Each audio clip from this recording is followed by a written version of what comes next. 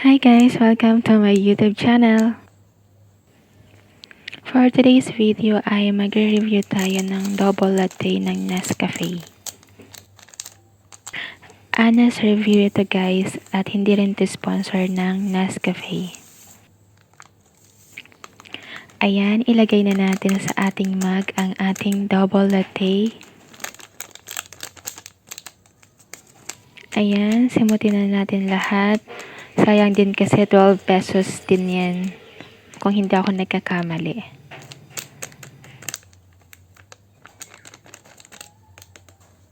Nagpainit na rin ako ng tubig kanina kaya ilagay na natin ang ating hot water. Ayan, bago tayo nagtimpla nitong kape ay nabasa na din natin ang instruction kung paano to lagyan or ilang tubig ang ilalagay sa ating kape. Ayan, haluin lang natin ng mabuti.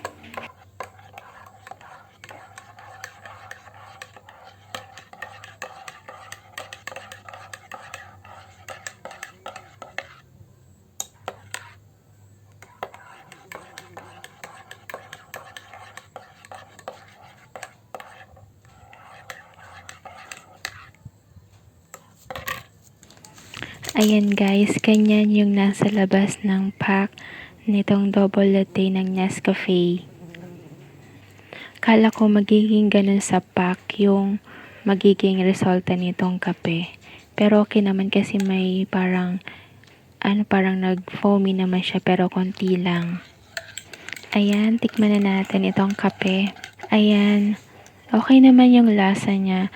Malalasahan mo din yung parang cream niya and medyo strong yung coffee niya. Pero masarap naman siya. Bye guys!